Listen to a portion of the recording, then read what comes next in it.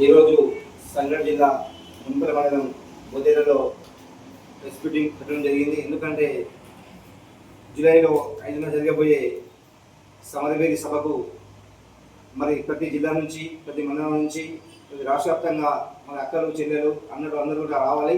ఎందుకంటే ఈరోజు 70% ఉన్నటువంటి మనం విద్యాపరంగా, రాజకీయపరంగా వెనుకబడిపోయాం.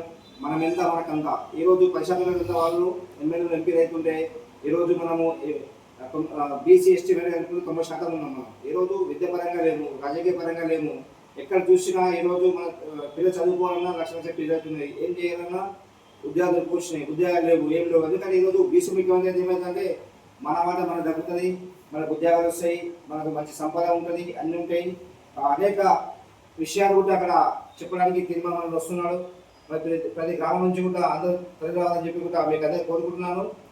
ఎందుకంటే ఒకసారి మీరు ఆలోచించండి, 70 సంవత్సరాల నుంచి మనం ఎంత ఇప్పుడు చూసుకుంటే చాలా మందికి కొన్ని ఇళ్ళలో కొంతమంది ఇల్లు లేదు, కొంతమందికి భూమి లేదు, చాలా మందికి ఉద్యోగాలు లేవు. మన పిల్లల భవిష్యత్తు కోసం, రేపటి తరాల కోసం మనం అందరము కలిసి రావాలి. ఈ భువనగిరి సభను విజయవంతం చేయాలని చెప్పి కూడా మీకు అందరికీ కోరుకుంటున్నాను. జై పూలే, జై భీమ్, జై మల్లా.